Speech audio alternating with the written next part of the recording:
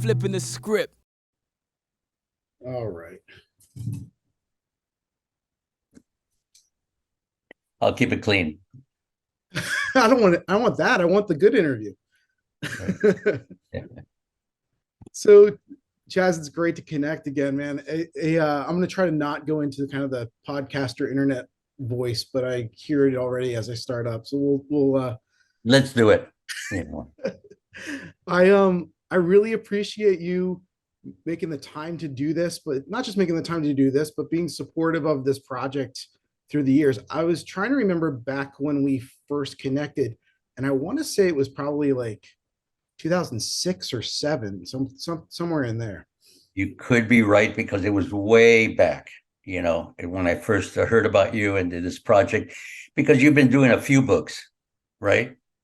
Yeah, well, this one has come out a couple of times. I'm always working on something. I've done different interviews and internet projects. This is the only kind of chunky actual book that's been out, was Let's Flip the Script. But we did put it out in a couple of editions. It came out in a couple of different colors and had been out of print a couple of years.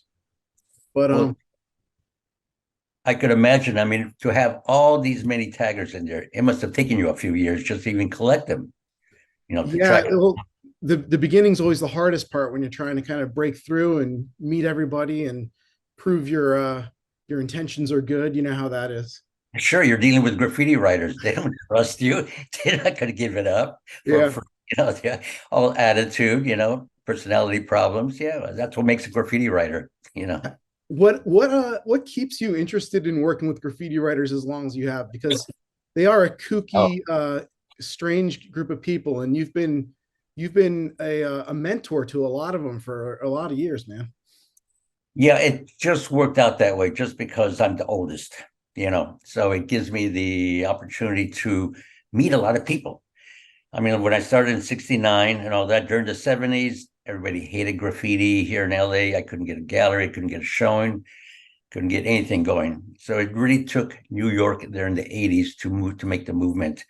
And so I've always looked to New York exactly for what New York is doing, that's probably going to be the next move. New York went to Europe and all that. And then the world became aware of graffiti through New York. So I give my respects to New York.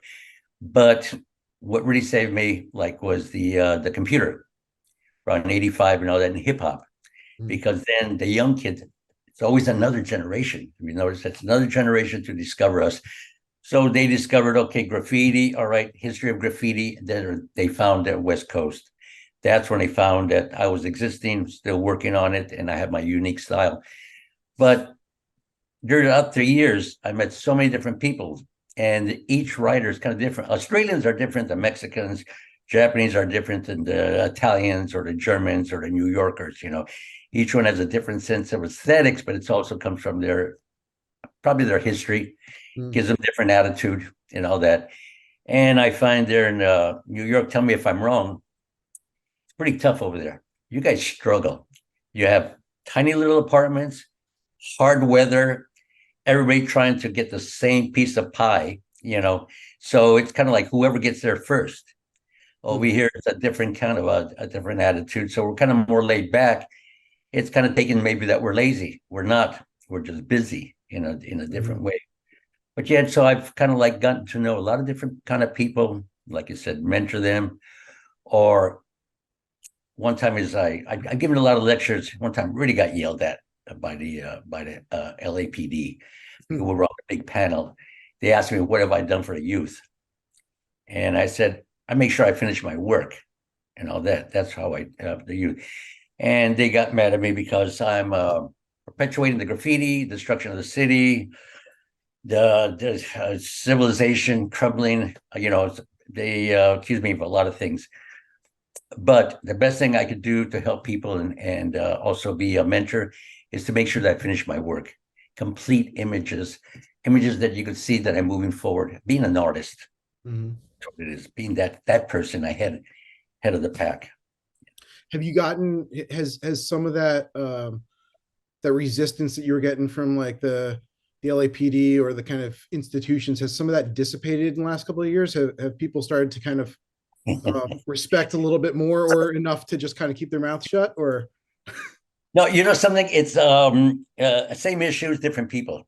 yeah, okay, Right. The younger graffiti guys, I told them, I go, it's all about art. No, it ain't. It's about vandalism, and they're scribing, scratching windows out there and everything. yeah, I say it's about art, and eventually you're going to find that you're going to get deeper into your work. I always said, if you want to help the youth, have them do more tagging, have them hmm get involved in more art. As soon as they get involved in magazines, videos, interviews, book covers, whatnot, clothes designs, the millennials are on to clothes. Uh, they leave the illegal stuff behind. They get more involved. I said, you got to get more involved to be legal. And I believe that graffiti makes good citizenship.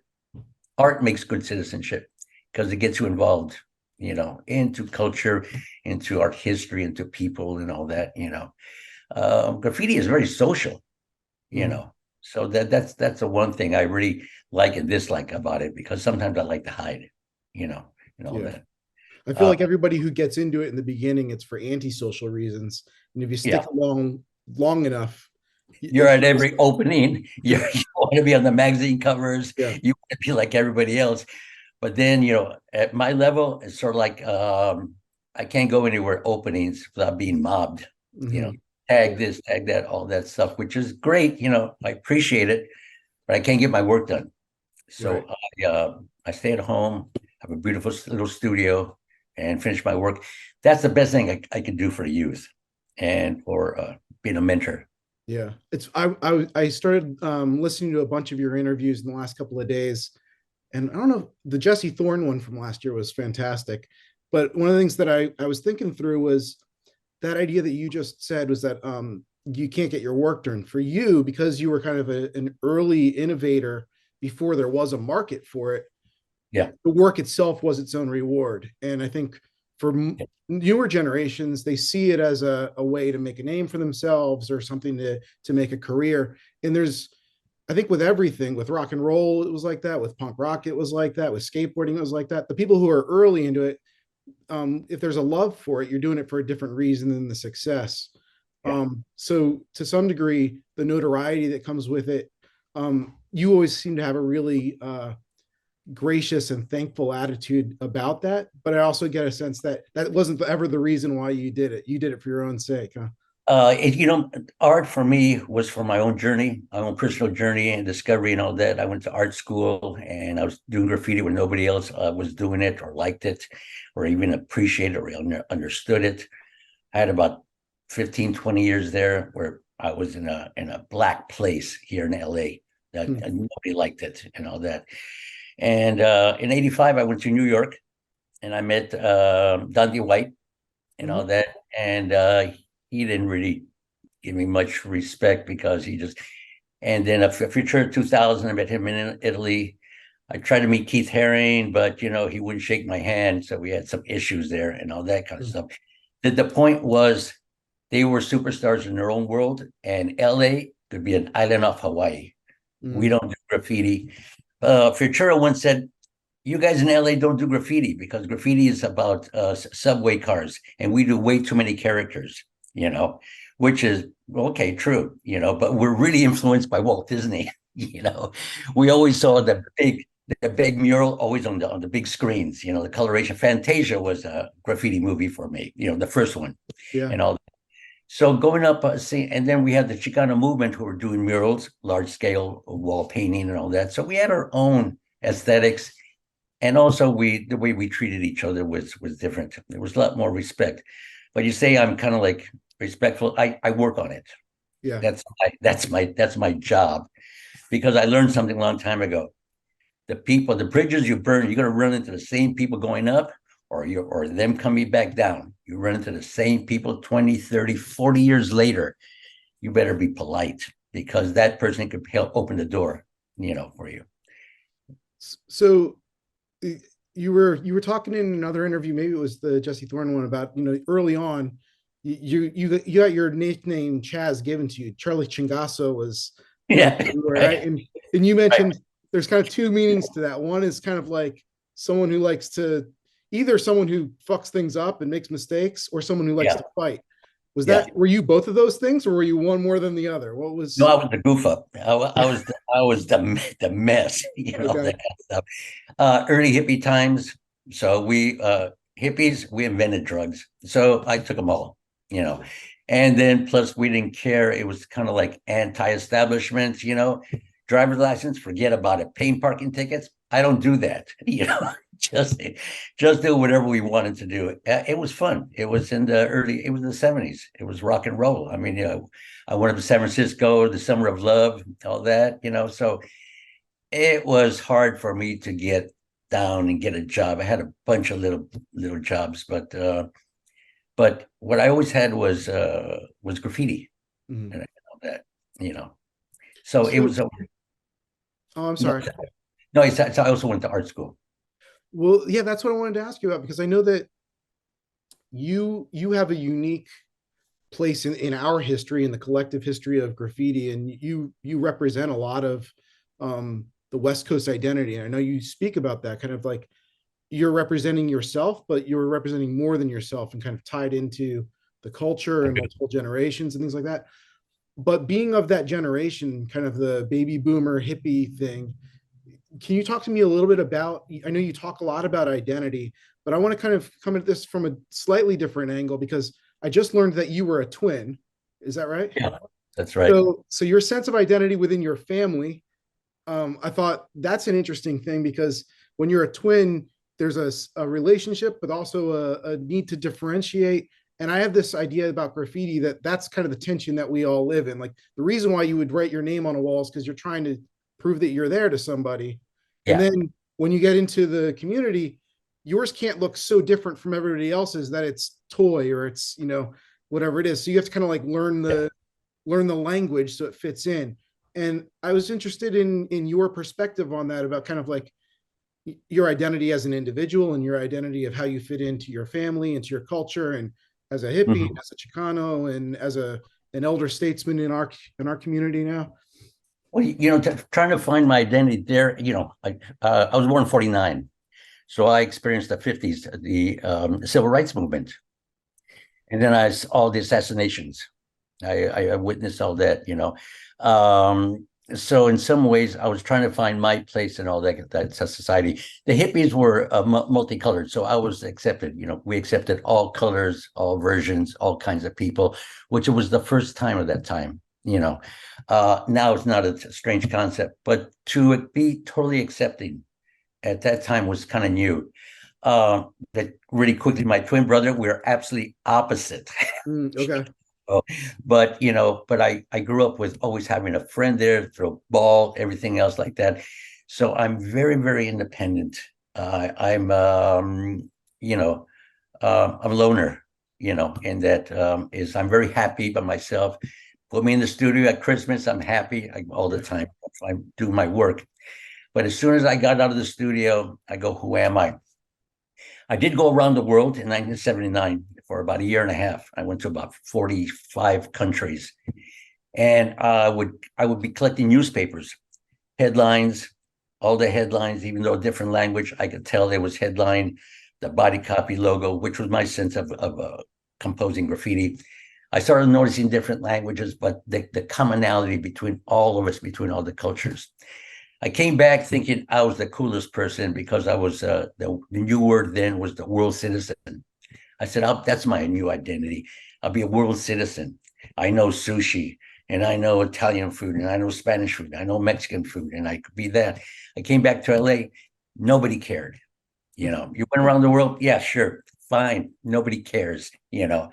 Uh, I lost myself in LA and all that again. I said, all right, who am I? Because I was working for the movie industry full of Anglos, primary Jewish people and all that. And basically I'm a Latino young man. I'm a worker, so wasn't accepted in those kind of places. And then I would go to Tijuana to visit my grandparents. And I was raised in Tijuana during the summers and all that. So I have that TJ bar, strip bar, all that quiche, everything else. Bullfights. We used to go to bullfights a lot. Bob Hope movies down there in Tijuana, all that kind of stuff. So I said, all right, but I'm not Mexican. I couldn't identify with that. I said, the new thing was Cesar Chavez de Chicanos, Mexican Americans. So I try to show in their galleries. They go, no, Chaz, we don't even like your name. Chaz, it's all English. And they said, no, and we don't, and graffiti is anti-Chicano. They said it's Chicano movement is about family, religion, border issues, migration, farm workers, all that. I said, no, I'm a hippie and I'm doing graffiti because I love the language. So I said, something I don't need. It reinforced my identity and that I became self-reliant. I said, all right, I'm going to learn more about graffiti. So I got lots of books about the Sumerians, about the first writings, about the cuneiform writing. When I was traveling around the world, I could see monuments, buildings, Egyptian, carvings, all that. The Washington Monument there in D.C., the Lincoln Monument in Washington, D.C. It was magnificent. The carvings of the letters on the marble and all that. I saw, the eternity of the letters and shapes. I took it myself to learn what Cholo graffiti, the grammar. I learned Cholo grammar by myself. Yeah. Interviewed all these old timers from the 40s and all that. Who kind of like, we had a love fest because nobody talked about the letters and all that.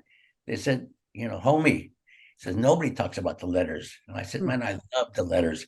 I took some art classes with some Asian calligraphy masters. Chung-Yung Chang, he was taught by the last emperor of China. So he taught me formality. It was just a summer class, but he taught me to take the line serious and also use your whole body, even on the table. Use your whole body's strength. Like you're moving a rock and then bringing it back. Move that line, create that line as though it was a real physical presence and all that stuff. So I took my graffiti serious up to another level, but I was the only one who was thinking like that. And then, so around that time, it was probably the late 80s, mid 80s, I was running out to our graffiti guys, but they were all influenced by New York because that's when Style Wars came out. That's when Henry Chalfant and Tony Silver and all that, they came to LA. We had a luncheon. We became good friends and all that stuff. I get along with the old guys. Yeah. So can you go back and tell me a little bit about the older Cholo guys who knew writing but didn't think about the letters? What were they thinking about when you were talking to them or asking them about it? Letters to them was just to mark out their territory or a tattoo. Okay. It's to declare themselves part of the gang, give allegiance, and also to kind of like to maintain their tag, to be part of the group. So they adopted my skull, my Senor Suerte skull. So there was a lot of men in prison, over 1,000 men in prison who had that, who would live and die for that symbol. And I was talking to this friend of mine, Cowboy. He was Avenues member, an enforcer. And then later he became part of the Mongols motorcycle club. He would tell me stories and all that. I don't want to hear that story.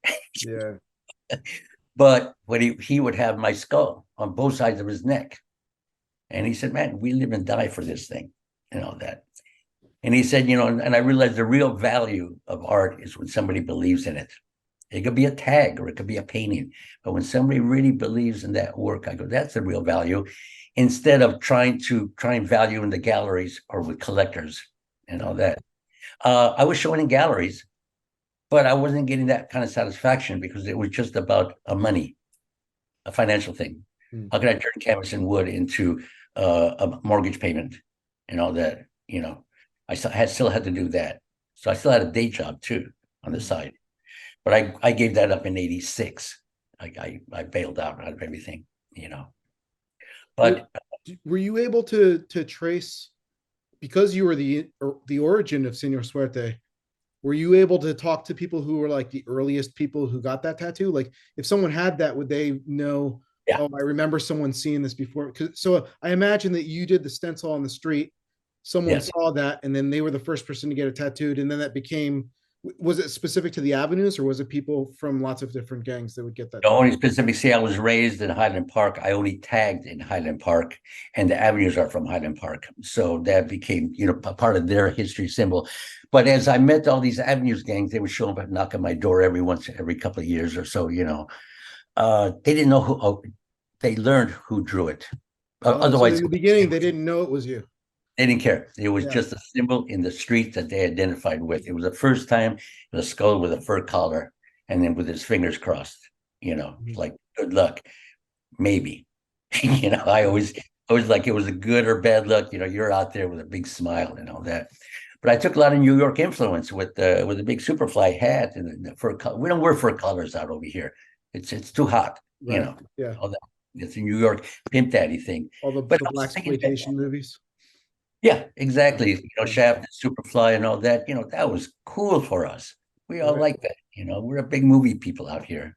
And can you tell me? I think I remember from years ago you telling me about this, that there was an influence that was Zigzag Man. Where's the connection with Zigzag Man and Senor Suerte? Is there a connection there or Oh, not? sure. Yeah. Yeah, because like I say, being hippies, we had the zigzag papers. They were yellow at that time, Hmm. but it was the portrait of the guy smoking, three-quarter view.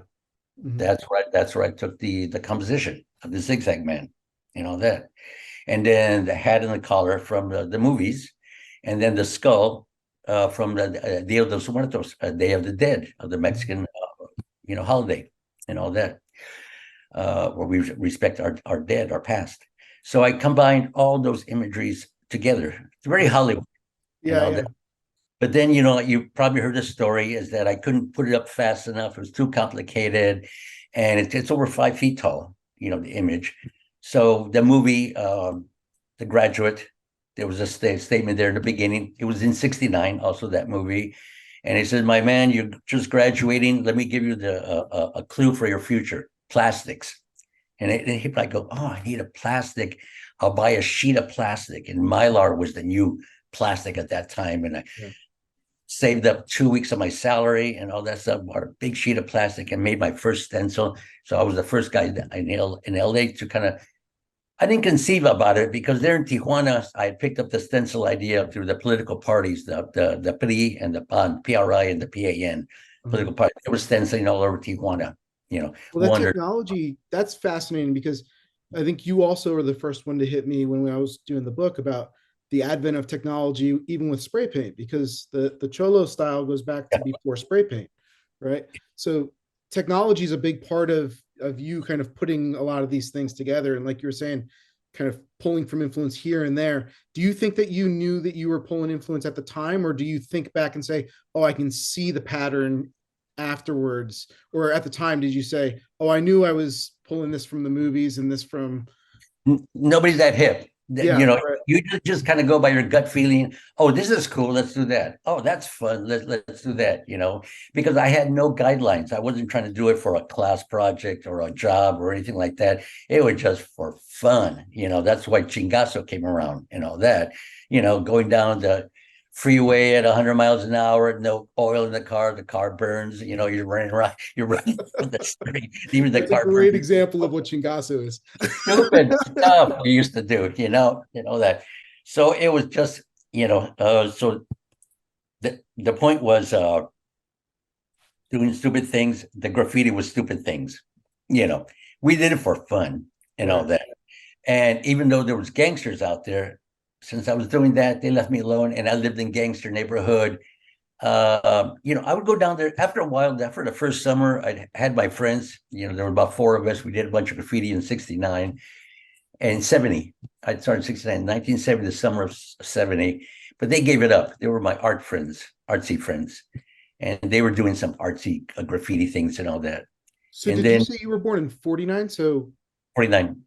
49, 79, 69. So you were about 20 years old when you Yeah, were doing did you start with stencils or did you start with letters when I you were started doing with letters. you started with letters? I started with letters. I started with a brush because that was the tradition before the spray can. The spray can came around 53 and all that. So I was about 4 or 5, but we did model airplanes with spray cans and all that, Mhm. plastic cars and all that. So I had the spray can mentality and all that. But I basically started with I couldn't afford a spray can. I was about 19 and I couldn't afford spray can. I was living by myself, and rent was $55 a month or something like that. And so it's when I stole the bottle, one of those spray bottles for water, at a Home Depot or something like that. And then all I had was water, but I had a half a jar of ink. So I mixed the two. So I would go out there and spray it with my hand, Wow. like that, doing letters. And they're all dripped, look really ugly. Some cholo saw me, started laughing at me and stuff like that. I go, okay, I need to toughen up. I need to do something real. I said, get rid of the bottle. I can't afford a spray can. Go back to the brush. Then I found that the brush, the flat brush, I could do thin or thick lines, Just like a house painting brush, like you would do. like a big felt marker. Okay. Yeah, but better than a house painting brush because I wanted a real chiseled edge. So I went in and got a art brush, those Chinese ones, Yeah. with the hair and all that. So maybe I got 2 or 3 of them, and I would put them all together with screw them all together and make a wide. Was that brush. unique to you? How were the cholos doing it at the time when you started doing that? What were they using for materials? They were using a brush, but in those days, if you went up, it would stay there forever. Mhm. So it wasn't a big thing. The tags there for the cholos was always around, and especially down in the not the sewer lines, but with the rain gutter line, tunnels underneath the street. We would go underneath Highland Park because there was the main river, a little arroyo, little river down Highland Park, and all the drainage pipes would end up there. The drainage pipes were about 4 feet high, 4.5, 5 feet high. So we'd walk up there about a mile or so and all that. There you would find the really old graffiti, from the 40s, from the 50s, and all that kind of stuff, And it was done, like I mentioned, with Zippo lighters with smoke or with candles. And they would write their names and their letters and all that kind of stuff. But it wasn't until around the 1970s till the style of the Old English. And I think you were the one who told me maybe first about, I guess during the Pachuco era, that maybe there was a thought that like the shoeshine boys would use daubers to write with. Was that? Yeah, it's true. But that's my father. That was your father. Yeah, he was a shoeshine boy there in Alvera Street, which is a little Mexican village, kind of fake Hollywood style here in downtown LA, where the first mission for LA started. And there in the 40s, no, he would have been doing that in the 30s. Wow. He was born in the 20s. He was a young kid in the 30s because he went to World War II and all that. Okay. Occupation forces in Tokyo. But he was the shoeshine boy, and just to protect their corner, they used to, with the dabber, they used to leave their name or a tag or a symbol, something like that. That was common, but that wasn't tagging for them. They said, no, we just to protect our spot. Right. Because my dad, my father was pretty straight. He was a Mexican redneck. He hated graffiti, that stuff. Yeah. What's interesting to me about that is that while it's uniquely different, a different culture, it still ties into the same ideas of like identity. It's like, hey, this is my corner, and then geography. It's like it's putting down confines, or putting down the borders, like you talk about with the gangs. And what's so interesting about your role in this is that I find while you're drawing from that for inspiration, you're doing the opposite. You're breaking boundaries and going across borders in a lot of places with the hippie thing and the surfer thing, and then dealing with a lot of these young bucks who are kind of the hip hop style graffiti afterwards. You break through a lot of those borders, but the tradition is about kind of creating borders in a lot of ways.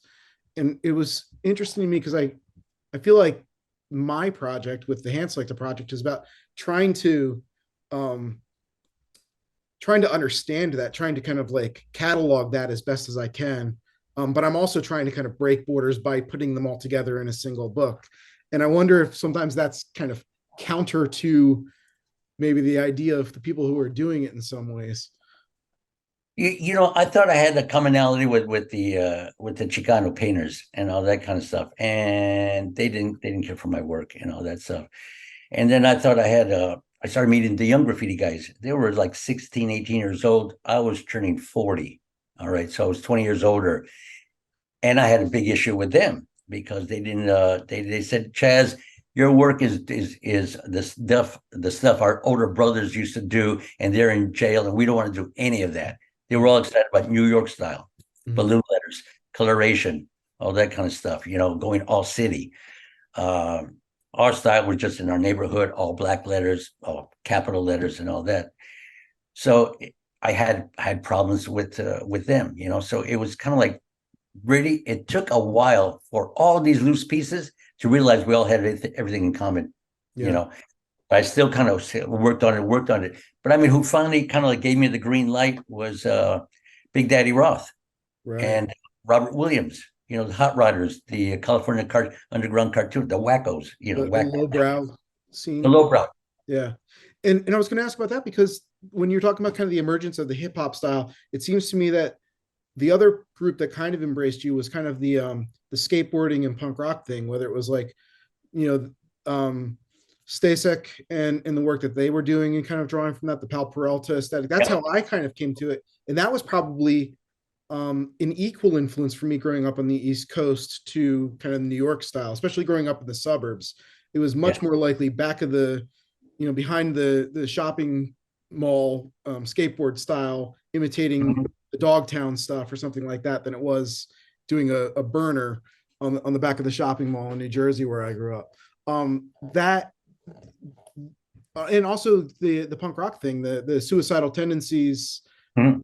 that aesthetic, they pulled a lot from that too. Do you think that that was just because it predated the like the roots of that were in the 70s before the kind of New York style got out there, or do you think that that was based on the geography, kind of like, no, this is our thing, we're from the same area? It surprisingly they were the same people. We all kind of crisscrossed and all that kind of stuff. Yeah.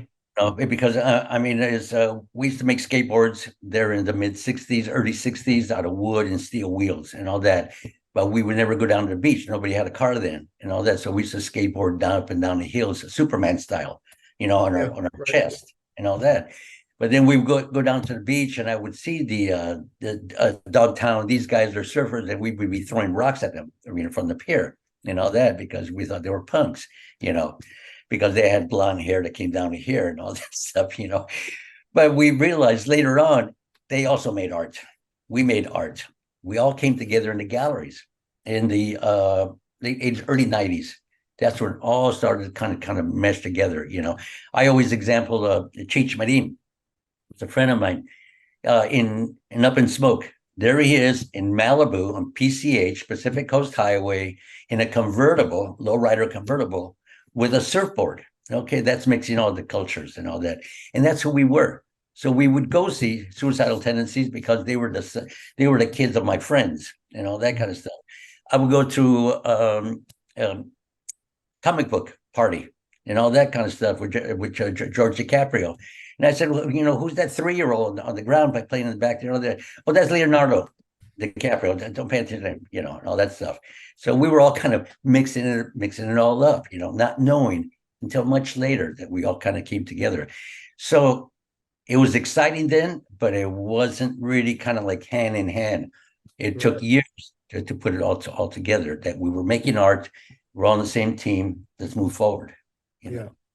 Do you think that that mixture of things is obviously what you love about LA? That kind of, yeah, that's the thing, that you are very proud of LA because of that mixture. But as you're describing it to me, um, you are a lovely and wonderful generation that you can see how it before it was mixed together, and then it started to mix together, and now you have kind of these like these newer artists that are kind of pulling from both styles and kind of created this new thing. I think of, from the musical side of it, you did a collab with Sublime not long ago, and Yeah. they're the musical equivalent of like mixing all of these things together, right? Right, right, Yeah. right.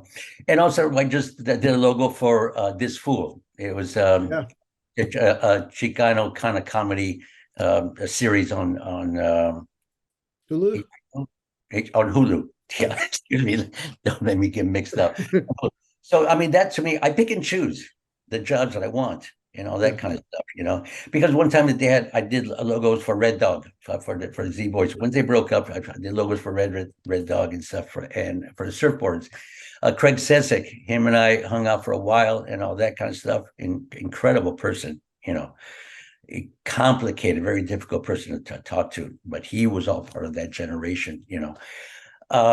Robert Williams, we organized a show just maybe about 4 years ago, Masters, and he's still in my life after 40 years of things. I've been in the mix for about 54 years, Yeah. something like that, you know. You've built quite a And little community. It's great.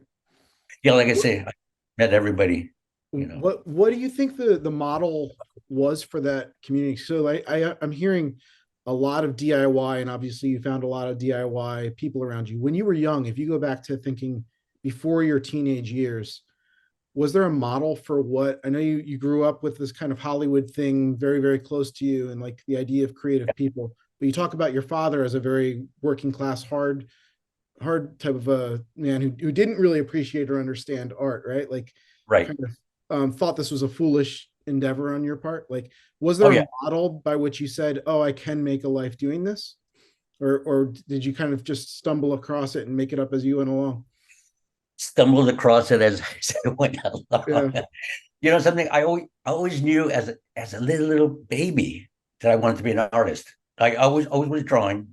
You know, you always can tell the artists because they were drawing as 2 years old. You know, and you can ask them. You know, the real good ones. Yeah, I always was drawing. You know, you were born an artist. I believe in that.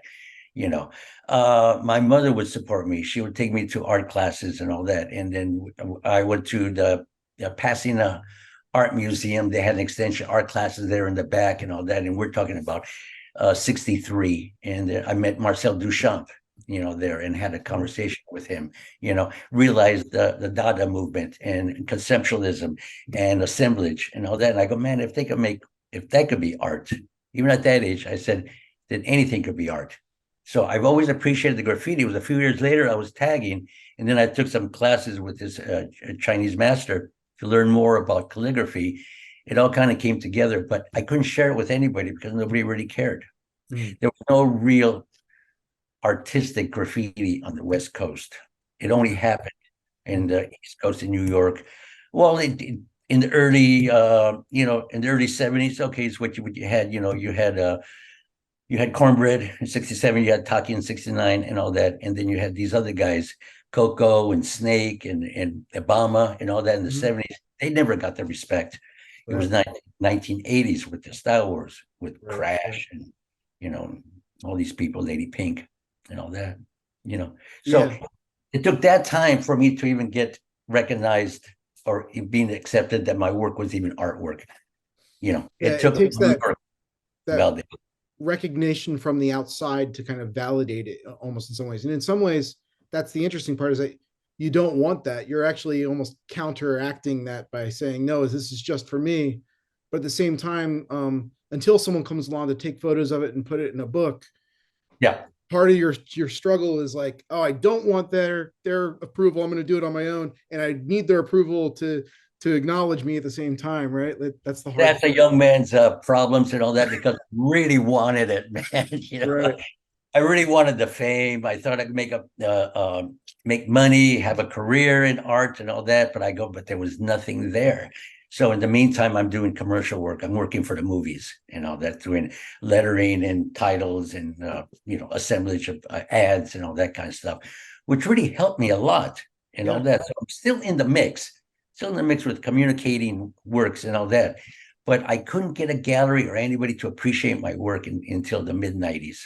You know, When you were talking about going back and talking to the old timers and they kind of didn't really care about that, do you think that experience of whether it was art school or it was working in the movies, like those influences from the outside where you're like, huh, here's a way of thinking, I'm going to apply this to the stuff that's been around me all the time? Did you have like an aha moment? You talked about the Sumerian tablets and learning about that earlier.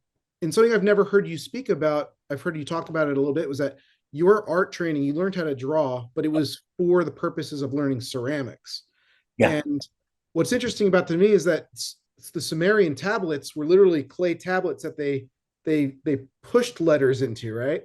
Yeah. So that's a really interesting, and actually this kind of it touches on the art that you lent us for the new edition of Flip the Script, because your chiseled letter forms are kind of based on kind of chiseled or Yeah. stone forms of letters at the same time, right? And you know where those came from? It came from my experience of the traveling and all that, where I would see ancient temples and the letters would be inscribed and chiseled in the stone, and I would realize, and I would put my hand in them, and I go, this is forever. This is from 1,000, 2,000, 3,000 years ago, and I'm putting my same hand in the same place and all that. I found that fascinating. I found that connection more real than the art market hustle. That was just a job.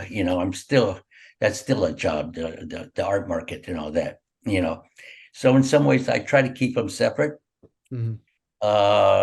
Being successful now, I can tell myself I don't have to worry about money or anything. I can paint whatever I want, which is exactly what I've always been doing. You know, Mhm. finding my own path, but also rediscovering it all the time. I go, I see a lot of good artists and they get to a level and then they won't change because they're successful at that level, Yeah. make money do repetition. I hate repetition. I'm always kind of reinvent the language, not totally. I go, what's the next step? What's the next step? You Mhm. know, that's who I am. Yeah. Yeah. That's the part that drives you, the reason why you started it and the reason why you keep coming back. Yeah. Exactly. That's what drives me. So, I have a small studio and all that kind of stuff, but I have everything that I need there. And I closed on everybody. Don't talk to anybody. Don't send any more emails, except I'm working on a project. Like with you, yeah, we got Yeah. back and forth because it was fun. I Yeah. tell you, creating a book cover for you was just as much fun as doing a painting or traveling or anything like that. I go, I take it as a challenge. Yeah.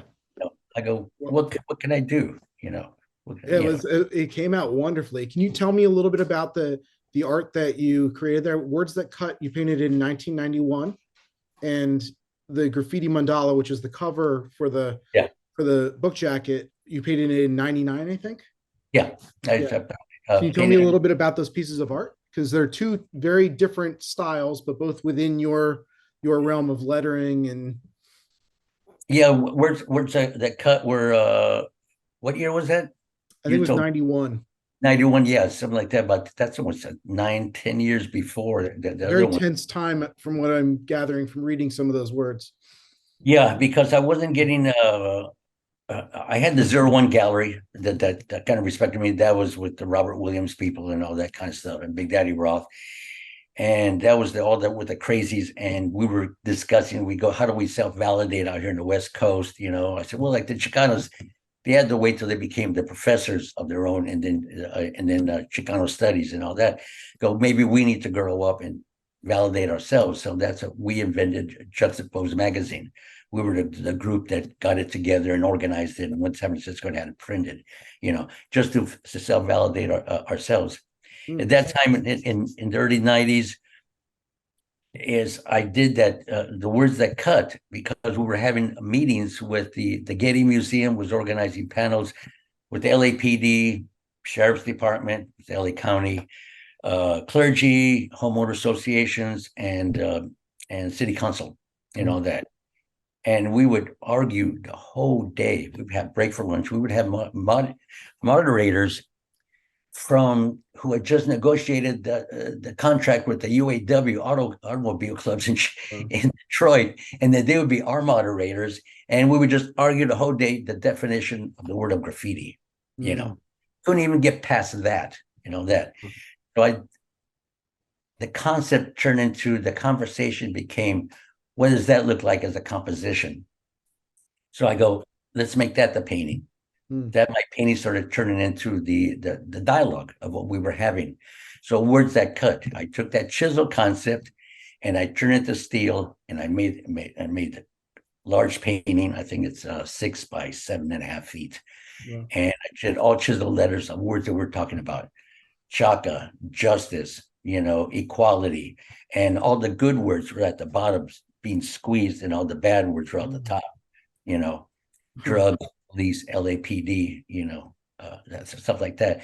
Now, I didn't have a studio then. I painted that painting in my hallway. So I only could get it about 4 feet away, you know. But I always felt like if you're painting, doesn't matter where you're at, get your work done, because I painted outside. We all paint outside. I'll put 2x4s against a big pine tree and all that, and make an easel and paint there. And every evening, grab the painting into the garage and then bring it out the next day and work on it. So when painting in a hallway was no problem for me. Get the work done. But it was about these words of what they look like. Now, 9 years later is where I did the mandala. My experience there is that we were having a lot of killings in my community of Highland Park. The avenues, the gangs, the younger generation were really murdering each other. I mean, not only killing, hacking, hanging, mutilating, getting really to some really serious, nasty stuff because of the crack and stuff. We had a big epidemic all over the world, and it was getting pretty violent. So we had these Tibetan monks come from India. And that for the summer, they did a big sand painting. It was probably about 10 feet across at the community center, and all by sand for the whole summer. And they needed volunteers. I go, I'm unemployed. I'll drive you guys around. I'll pick you up, take you every day for a month and all that.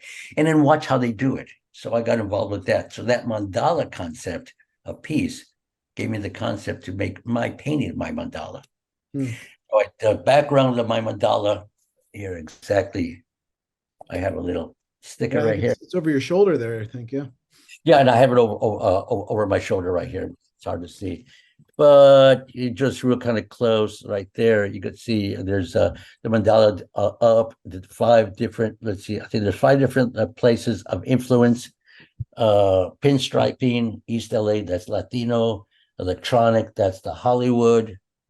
The tribal over here, the surf. Maori mask, and over here, kind of like a tribe of tattoos. My name in the middle, then all around the edges and all the sides are all my graffiti friends, all the names of my graffiti friends. It took me about a year to paint and all that. But it was a mandala of strength, of identity, and I'm in the middle of all these of my friends. And then there's also a black little ribbon that goes right across the top. And that says, Somos Locos. We're crazy. Like I always said, crazy about life, crazy about being an artist, not crazy, stupid crazy. Right. Yeah. Like, just don't mix them up. Yeah. But it was the concept of what I was doing in the dialogue related to the paintings. I go, what's going on? Because I didn't know what was going on at the time. It's real easy to talk about it later. The time was just kind of like, that's fun. Let's do it. That makes sense. Let's do it. Let's work hard, challenge it. Let's do the big one and all that kind of stuff. I never took the easy way out. Yeah. It was more fun doing the hard way.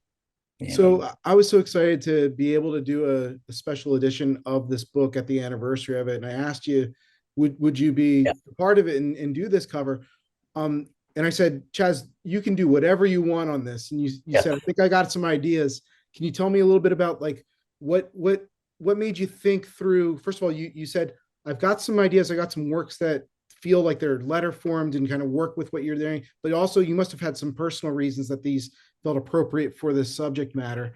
And then third one was, we did employ like a technique that you had a very specific idea on how you wanted this thing executed. And that was the going back and forth for months that we were really kind of nailing down the technique on that. But can you tell me why you chose these particular paintings? Was it the letter forms specifically, or was it, what were you thinking on that? Because you have lots to draw from. You got a long history here. Yeah, but someday it's that one image that makes the most sense. Because Christina, my wife, is my sounding board. I always bounce off of Christina. Christina used to run a gallery. She has a strong artistic sense and all that, and also being outside, it takes a third eye to sometimes to look at it, and a wife will tell you the truth,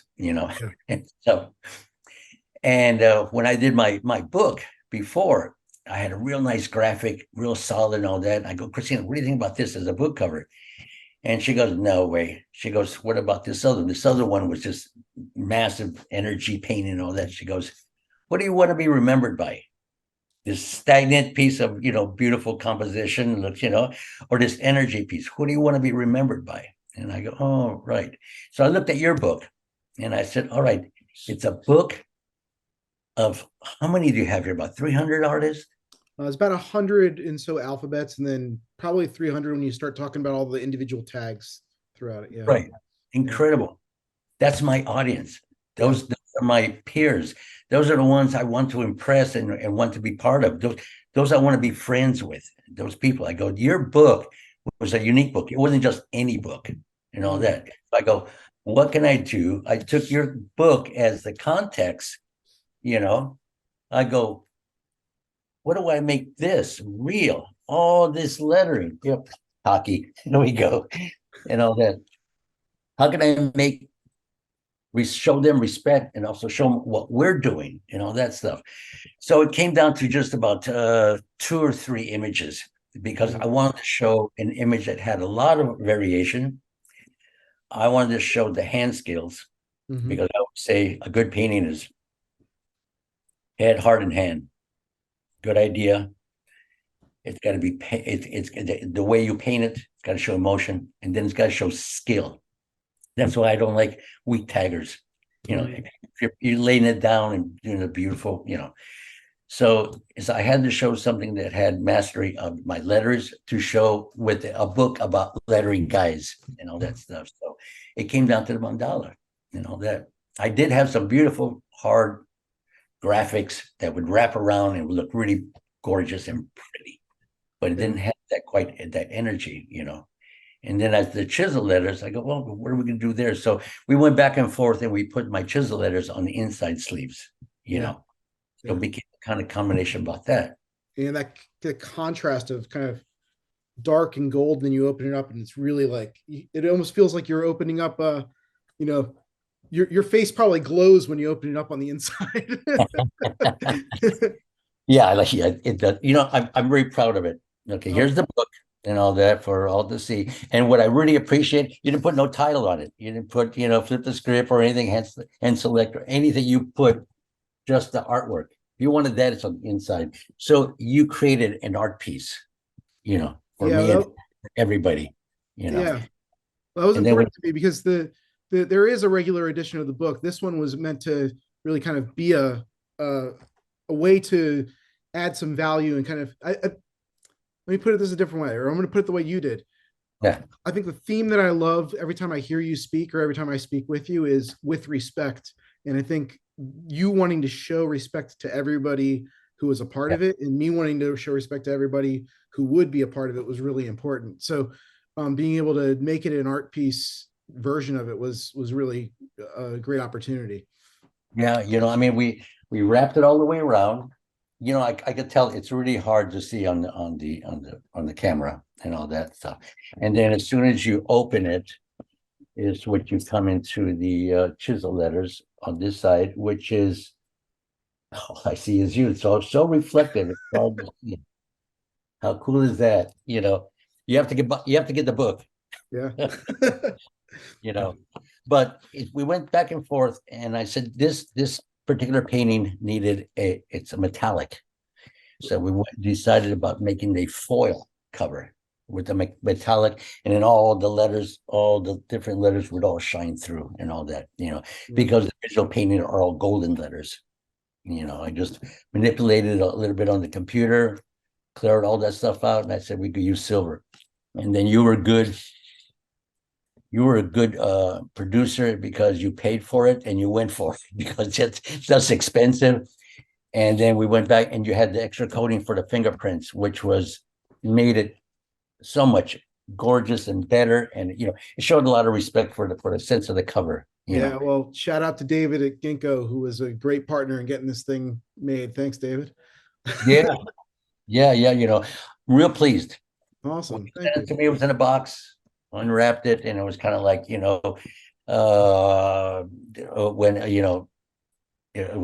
when they open up the treasure box, and it's all lit up underneath you, like the gold. Real pleased with it. I think it's a great book, and if I if I can keep you on here for a little longer, you just let me know when you're ready to go. But Yeah. with that theme of the with respect, um, I want to talk to you just a little bit about, we talked a little bit about the technologies that changed over the years, and whether it's from brush paint to spray paint to the plastic stencils. We're in a very strange spot in time for technology and for creativity as an artist. And a couple of years ago, in fact, Chaz, for people who don't know, your art in the book, you were very generous and gave me a tremendous interview, and you're a big portion of that chapter on LA. But you said, you know what, I'd rather not give you an alphabet. How about I give you some of my art? You can reproduce some of my art. And then a couple of years ago, somebody went and bootlegged some of your alphabets and made a font Yeah. out of it. And a couple of years have passed since then.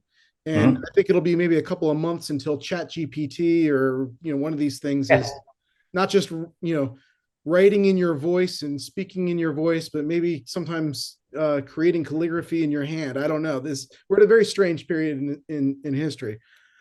It's Um, interesting. It's like the beginning. We don't know where we're at until after.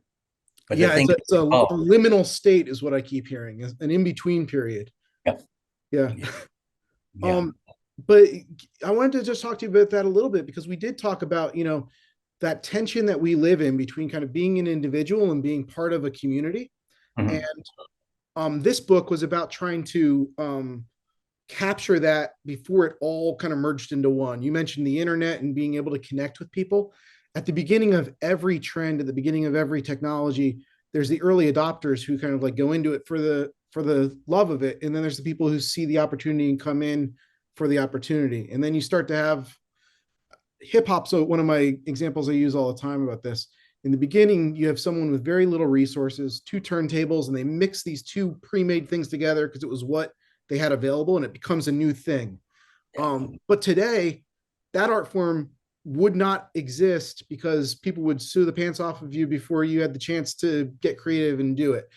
And I'm wondering if there's something both lost in that and gained, because we want to reward artists like you. We don't want people Yeah. ripping you off, but at the same time, when we're young teenagers and just creative and have no resources, or you're in a place in the world that is not as where individuals might be resourceful because the means to express themselves are not as rich.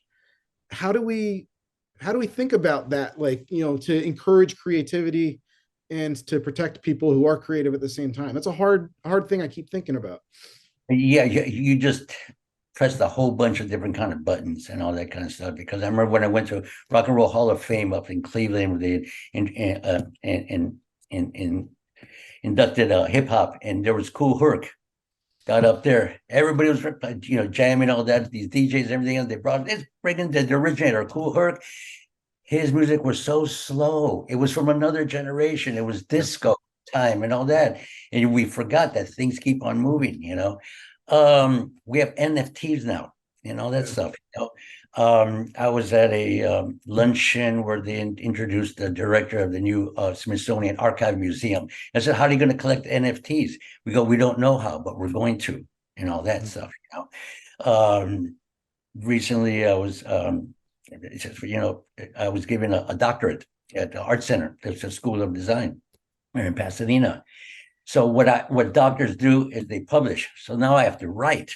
Now, the University out of Texas, they asked me if I would write a big essay on the current movement of the Chicano art movement and all that kind of stuff. Because that's the last thing I want to do, but I have to take it as a challenge and all that. That is my new art focus, to validate all these other people's other movements and all that.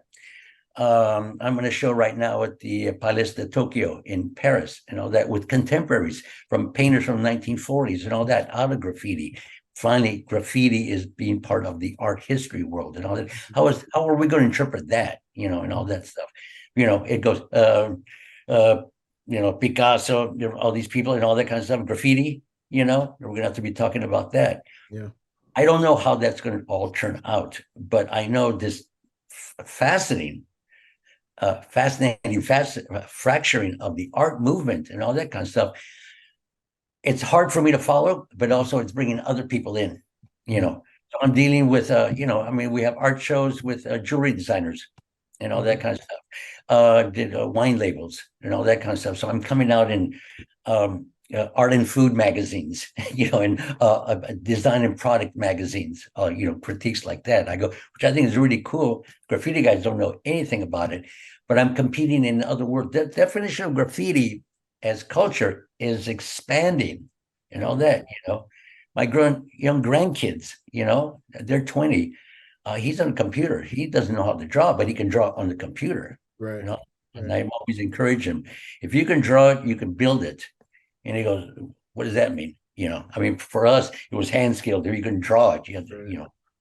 So it's sort of like I need to keep up with my little 20-year-old to find out what's going on and all that, especially music. Do I have an answer for you of where all this is going? No. Feels just like the beginning. Yeah, right. Do your best work. Don't say stupid things. Only say what you know. Don't assume and all that stuff. Yeah. So, well, you and I exchanged emails not too long ago because I got asked to speak at the TAG conference, and you're talking about validation. And the TAG conference had it was that's so cool. it was very cool. I'll they recorded it. I'll send it your way once I hear where it's at. But there were a lot of great conversations. But that is the moment that we're at, and I'm at a I don't know how I feel about it because I come to it much more from a I have an art school background, but I'm really a designer. I think of myself as a designer more than an artist. So it's almost more of a tradesman or a craftsman. But then the Handselecta project, I almost think of myself more as like an anthropologist, but I'm a layman's anthropologist. I'm not an academic. So Right. I I think about this a lot. And I think that, part of my love for graffiti is the vandalism aspect of it. It is the punk rock, not asking anyone else to validate it. Someone who's just willing to go out and do it because there's a drive to do it. And once it gets validated, it makes me wonder: is it something else? Like, is it the same thing? Am I loving something and then writing a book about it? And now I'm validating it by writing a book. Did I ruin the thing that I loved? The people who are talking about graffiti and out there fighting for it are the non-writers. Yeah. Yeah, Susan Phillips and French Chassanet and all those these people. I've known these people for a long, long time. They're academics. They're great. Yep. Yeah, they're supporting the movement. They could say you people could say a whole lot more smarter things than I ever do. You actually put it in context. Me being over there in the Paris show with the contemporaries, is that the end of graffiti? And just we're going to be mixed in with the whole history of art and all that kind of stuff. I don't know where graffiti is going. Mm-hmm. When I was in Rome about 6 years ago, I know when I was painting a wall, the kid right next to me was 50 years younger than me. And he at night they would project, do outlines, and during the day they would get the lift and do fill-ins and all that. Gorgeous work, but really illustrative. These are they go to school, they learn illustration, they're great painters and all that kind of stuff. So they could get the image out. But I go, where are they coming from? Is it a sense of community, a sense of your personal culture, your family, any kind of history here, anything like that? And they go, no, their sense is that communicating with all these other writers around the world. Right. It's more universal, but it's more kind of like milked out. There's no real brick and mortar substance, in the foundation. Yeah. I come from a cultural base and West Coast base, so I always come back to that tattoo, our particular styles. That's where my food and food bowl is, Mm-hmm. But these young people, they're worldly, universal, and they're making universal images and all that kind of stuff. At the graduation class, the commencement speech I gave over there at Art Center, 85% of the graduates, let's see, 95% already had jobs. 85 were women, and 85% of that were non-Americans, all Asians, and all that kind of stuff. So that's who's going to our art schools, non-American Asian women, mostly. And all their work was this kind of like illustrators or movie people or all like that. All their work was similar. This fantasy, space, purplish, planetary backgrounds, super realism, and all that kind of stuff. Yeah. I don't know where graffiti is going to fit in that. except, you Yeah, know, that thing of all the work kind of starting to become the same is something where technically, a lot of people are getting very, very good at the right. technical aspect of it, but the differences are the thing that's so ironic is that what you represent in LA and then what you were studying with the Asian influence, you created a new thing. And it's still very, very LA because you have that influence in LA of Asian influence and Mexican influence and Anglo influence all together in one place. Um, Yeah. but post internet in the 2020s now, and in my case, post skateboarding, right? Like bringing that aesthetic to the East Coast with skateboarding, the media that does that, it for a short period of time, I absolutely love all the different flavors and the different feelings and the different vibes. But when someone is in Paris taking you as an inspiration and they get really, really good at it, and Mhm. 2, 3, 4 generations on, there's not a connection to the place anymore. Now it's a lineage that's not connected to the internet or the AI or whatever it is that's the thing that connects us. It isn't our neighborhoods that connect us anymore, our families, or these things that you're talking about that really made your art in the first place. Um, Yeah. I'm you can tell I'm not used to interviewing people because I just talk instead of I would have that formulated into a question better if I was better at this.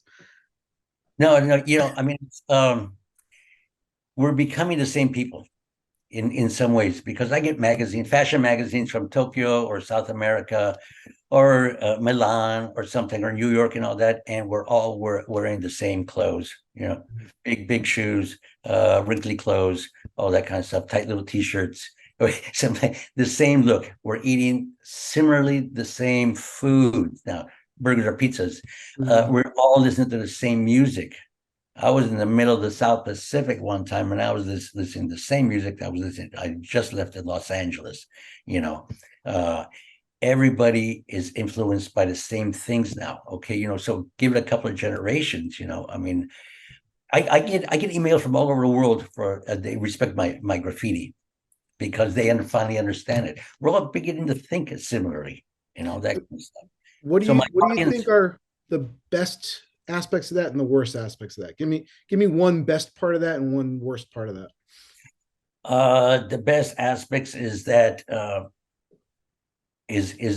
I'm finding a lot of people who understand our situation here in LA of what our graffiti stands for: identity, family, our sense of history, protection, sense of beauty, the way we dress, and all that kind of stuff. I get emails from guys who are all choloed out from Phnom Penh, Cambodia, Hmm. or from up in Oh, I would have Chiang thought Mai, you'd said Thailand. Tokyo. No, oh, to Tokyo. At a They got Tokyo every subculture there, and they all do it better than any other subculture who show. innovated it, right? These Japanese cholos walked in, man. They were so tight. They walked in sideways, man. They were so hard, that they had every outfit. They had the 13, like is 2 bars and 3 dots tattooed on themselves, all this, Aztec imagery and everything else. They were so choloed out, that I couldn't believe them. I took pictures of them. But I'm getting the same thing from Cambodia and from Thailand and all that. We said, we like your style because it's good for hot wear. We call it pajama wear, the shirts, big shirts out and all that, shorts past our knees, socks up to there. And he said, well, we don't like the violence, and I get this images from Sao Paulo, in Brazil, and all that kind of stuff. They go, yeah, we do cholo down here and all that stuff. So the good part is that we're all becoming one family and all that stuff. We all understand each other, not the same family. Maybe we have different fathers, same mother, but we're also the bad part is I don't know what the bad part is. We're going to lose our individuality. You Mm. know, but then today, maybe I could have 50,000 people review one of my images on Instagram, whereas before I could barely get my friends to show up in the weekend for some beers or Right. something like that. Yeah. It's the communication that I could instantly for free get my work out there that works for me. You Mhm. know, I get a lot of responses back and a lot of requests, and I turn down the majority of them. That everybody's got a great idea. I have to turn them down because otherwise I won't finish my work. that people tattoos or design or this or that, the NFT billboards in Bangkok, Thailand, I did those. That was great. And then it crashed. The market crashed right there. So I go, that was fun, but didn't make any sense. I go, let's try the new thing. That I find that makes the most sense to just stay in my studio with paint and paper. And canvas, paper, keep it simple, that always works for me. Yeah. That's great. That's great. I had something else there. I've got one question to wrap it up with, or I'm going to really put you on the spot, but cut that part out. That's why I don't have a tattoo on me. Yeah. I give a lecture at tattoo conventions and all that, and they say, you're the only person we ever had that doesn't have tattoos. I go, because a lot of my letters are for tattoos. Yeah, when you were coming up, I mean, this is the other thing that you were talking about, neck tattoos and stuff like this. I'm in my mid 40s, and I started getting tattooed in the 90s. And I knew people who had what we called job stoppers, back then, but there's no such thing as a job stopper now. I see kids my own children's ages with, necks and heads and hands and, all sorts of stuff everywhere. And but for your generation, tattoos at all signified a different life in a lot of ways. It was a bad symbol. It's for generation to have tattoos, you were a criminal. You were out of jail, or you were just coming out of the military or something, and the only jobs you could get is to be a cook, and plus in regular jobs, because I worked in the movies. I had to kind of dress up. I had to work in offices and all that kind of stuff. I worked for advertising agencies, Saatchi and Saatchi, Foot Cone and Belding, a bunch of other ones and all that kind of stuff. These are international advertising agencies. I worked on Fancy Feast, cat food, Universal Tours, cars, presentations, all that. Went to photo shoots and all that kind of stuff. So all that kind of stuff is you had to look sharp, and you had to fit in, and anybody with a tattoo looked so foreign or something, would not fit in. They would get you out. Now you parade them. The women have tattoos, so they show them off and all that. It's a different world. But I never found myself. I was in Fiji, and they said, Chaz, you want a tattoo? I go, no. And I go, we give you this, No, I said, because I'm not Fijian, that kind of stuff. The only tattoos I would ever get were going to be cholo gangster tattoos. And if I do it, it's going to be by Chris Brand or Mr. Cartoon, tradition. That's why I didn't work. I got offered jobs for Adidas, no, and all that kind of stuff. Puma, no, and all that. Vans, yeah, I'll do that. Converse, yeah. West Coast, that's what we were. I had to be true to myself. Never had tattoos because it didn't fit my personality. Not even 3 dots right here. La vida loca. La vida loca, yeah. Like that. Or your 3 dots right there, or a black tear, for sad boy. I still can, I guess, but you still got time. I think there's no job stoppers for you. That's the upside. No one's stopping you from doing what you're doing. Nothing stops me from what I'm doing. I don't care what people say. Yeah, for the longest time and all that. If they like my work, that's great. Really appreciate it and all that kind of stuff. For the job that you gave me, really appreciate it and all that stuff. But really, nobody's going to stop me from doing my own work. It's not about the fame or the career or anything. I wake up. I was telling Susan Phillips, I still wake up every morning, still nervous and worried that I still haven't done my best work. I go, today is the day I start thinking like that. That's how I challenge myself. Today is the day. Yeah. Well, let me face one of my own fears then. I want to ask you, now that I'm 10 years past the initial drop of the book, I can face these fears. What did Flip the Script get wrong? If you were to be critical of it, is there anything that I undervalued or overvalued, or just plain you said, I showed this book to a lot of people, Yeah. So yeah, it's not just my opinion, and all that Okay. kind of stuff. Everybody loved the book. It's an academic book. You have to be a writer to appreciate the book, you know. And what the only criticism I got was just the people who were left out. That leads That's me to my next question. You got to help me create a list of people I should talk to for the next one, I guess. yeah, there are going to be some Asian guys and all that, and and some like people like Deffer. He's been coming up and all that stuff, and but you have like Wonderfully talented. That was amazing. 90% of the right people. You have the right people here, that. And I say all these alphabets. I didn't want to give you my alphabet because I didn't want anybody to bite it, because it's not the letters, it's the spacing in between the letters. It's the combination of how I put my compositions together.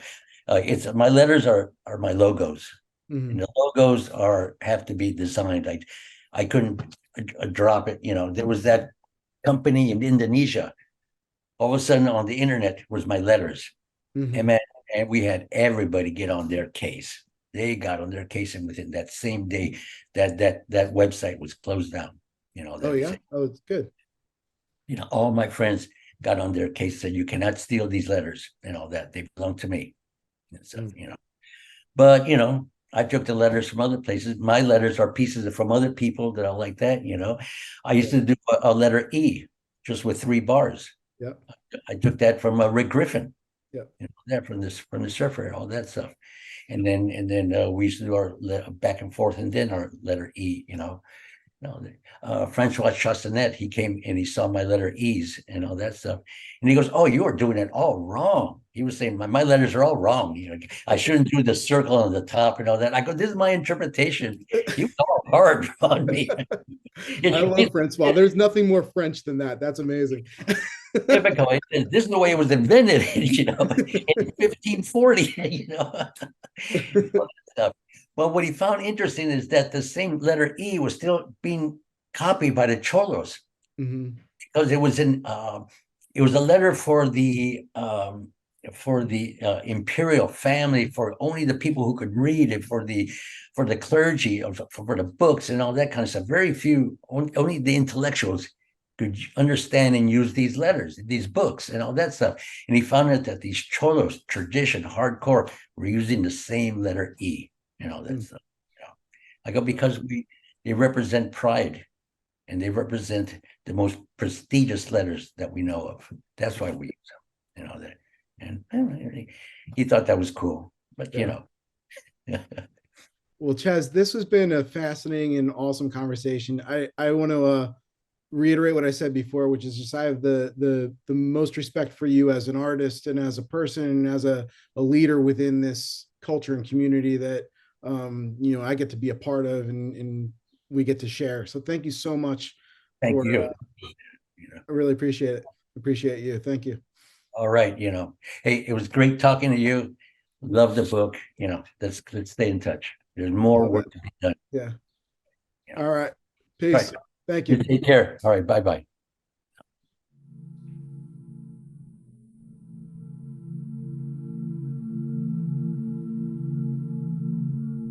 Flipping the script.